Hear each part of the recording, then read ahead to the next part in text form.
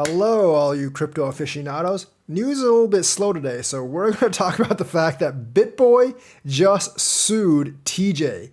Well, I mean, he's using his own holding company to sue TJ's company, but it's basically Bitboy suing TJ and Co. And it's kind of weird because there's allegations that Bitboy threatened to beat the crap out of TJ, which he actually confirms, but he says there was no actual violence involved. But the weirdest thing I think is that Ben's company actually holds majority share in TJ's company. So this is all really, really, really weird. See, the thing is, like, if Ben's company actually holds majority share in TJ's company, why doesn't he just get rid of TJ? I don't really understand it because the way that this is filed is he still actually owns majority of share. So if he owns majority share, shouldn't he just be able to bitch slap the other guys out because he's the majority shareholder and then rehire himself back? I'm not really sure how this works. It's all really, really kind of weird. So let's actually take a look at this. So obviously Bitboy has filed a lawsuit in Georgia against Hit Network CEO Timothy TJ Shed and father Timothy Shed Sr., two Hit employees for removing Armstrong from the media company he created in 2018. But they shouldn't actually be able to remove you from your own media company. This is from Decrypt, but a bunch of other reporting networks have reported this as well. But the thing is, like, if you own the majority share of the company, they shouldn't be able to remove you. And if they actually removed you, then technically you should just be able to fire them and put yourself back. This is all really, really weird. So obviously, like, they're using their corporate holdings to sue each other. So the plaintiff is actually BJIH, and the defendant's actually TJSJ.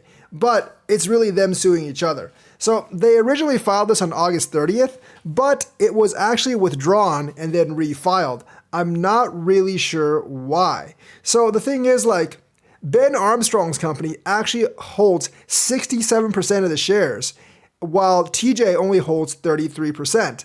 And that actually led Ben to say that the company was wrongfully stolen from Armstrong. So the thing is, like, if you actually own majority share, you could just force him to give everything back because you technically own most of the company. So the thing is, like, he did refile this on Tuesday, September 12th. I don't really know why he withdrew the original lawsuit. He never told us. Maybe there was something kind of like defunct about it. So it's kind of weird. So basically, like, he alleged that Sheds began conspiring to steal the company from Armstrong a few months ago, illegally locked Armstrong out of various email and social media accounts, and are misappropriating, diverting, converting, and wasting Armstrong's company funds and assets for personal gain. I can kind of believe that. I don't really know which side to believe, Bitboy or the other guy. I'm not really involved in this myself. But technically, like, if you own the majority share of the company, can't you just fire him and then, like, force him to give you all that stuff back? Not exactly sure. I mean, you own most of the votes of the company, so technically you could just override them. So I'm not really sure how Bitboy is actually doing all of this. The suit also alleges fraud, claiming that the Sheds have acted, are acting, or intend to act in a manner that is illegal or fraudulent. Obviously, they've already acted in that manner because you're basically suing them for fraud, and you already said he's using company funds for personal gain. And that would actually be a reason for TJ to actually get rid of Ben if he was actually misappropriating the funds, and then Ben was, like, finding out. Obviously, Armstrong is wanting some damages, monetary damages. He wants to return to the control of the parent company along with his financial, social media, and email accounts. And he also wants full copies of the financial records of TJ when TJ was in charge because he's afraid of fraud, obviously. So the thing is, Bitboy is suing for all the social media accounts back, including YouTube, Twitter, and all those other things. And he said he was wrongfully locked out of all of them. Now, the thing about this is Ben actually did not deny that he was on steroids. He was actually on steroids, and he did threaten to beat the crap out of TJ. Now, the threatening to beat the crap out of part, that could definitely be bad for legal terms. But the fact that he was actually taking steroids shouldn't. I don't really know. I don't think that should actually affect anything. And especially if you're the majority stakeholder of a company, just because you're taking steroids for whatever reason you're taking steroids, that really shouldn't be a reason to just, like, be able to oust you. And it doesn't really make any sense, especially if you still own majority share. So this is, like, really, really confusing. I'm not really sure if all these facts are actually correct, though. So Armstrong actually admitted to steroid use, but claims surrounding hard drug use such as cocaine are factually incorrect.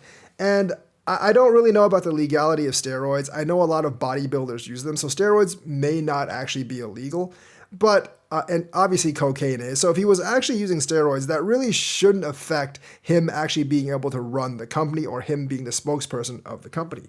However, he did threaten to beat the crap out of TJ, how denied that physical violence occurred. So like he didn't actually physically assault TJ. If he had physically assaulted TJ, then that would actually bring in a lot of complications, including TJ could actually assault him for actually physically for physically assaulting him.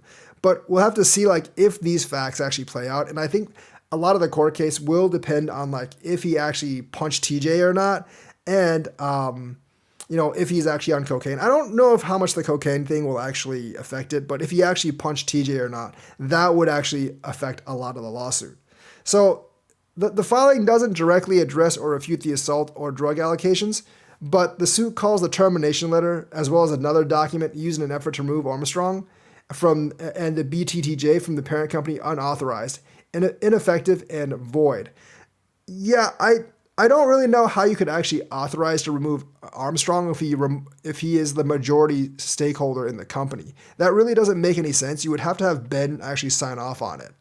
So basically, like after filing the lawsuit, Armstrong released a video with his wife on August 31st apologizing to fans. So the thing is, like, apologizing for cheating and infidelity is one thing, but not like cheating and infidelity is not like you can't actually just remove Bitboy from his own network, which he owns the majority share of them, just because of that. Like infidelity is actually not, sure, it's a sin.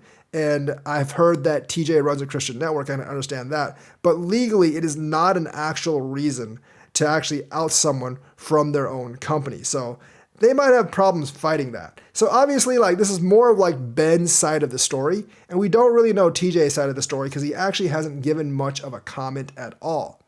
So the thing is, like, despite the filing, Shed and the Hit Network rebranded the Bitboy Crypto YouTube channel to Discover Crypto on Monday. That's the new channel I've been looking at, and published a video announcing the name change.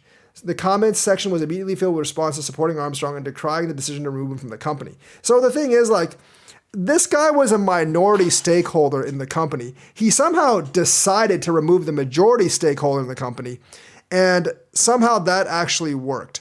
I'm not sure how that actually works. I don't even know if you could legally do that. And if what Ben is filing is true, then TJ is going to have a really, really hard time.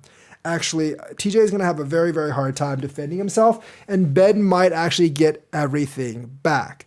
And of course, like a lot of the Bitboy fans obviously support Bitboy. You know, like I said, Ben is the face of the network, and I don't know if the channel would actually work without him, honestly. TJ is obviously not as popular, and I think like based on a lot of the comments, there's more people supporting Ben than supporting TJ. And since TJ hasn't actually filed a response showing his side of the story, I actually have to go with Ben on this one. I'm not a huge fan of Bitboy myself. I mean, like, I think like, he's also like shilled a lot of stuff in the past. I think he's stopped in the last 2 years. And it's really surprising to me that the network still makes $1 million a month in ad revenue since he can't actually shill projects anymore without disclosing. I think he made a lot of money about that. And, like a couple of years ago, it was leaked of his price card of like mentioning your crypto on his channel, blah, blah, blah. So I can't really see him making that much money without that. But I guess he does have other ways to get sponsors and make ad revenue. Just based on the number of ads alone, he can't really make $1 million a month.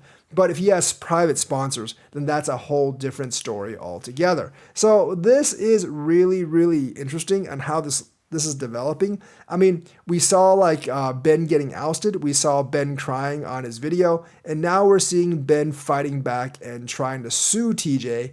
And it really looks like TJ has done a lot of dirty stuff as well to Ben. Yes, I understand being like they say a Christian network, having someone like going around having affairs with different women, definitely not a good look for you. But realistically, I don't think the people that watch Bitboy Crypto really cared about that at all. They were in it for crypto news and fun, and Ben was actually that. So I'm not really sure how much that actually hurts your network. Plus, if you weren't the majority holder in the network and Ben was, you can't just kick him out for like cheating.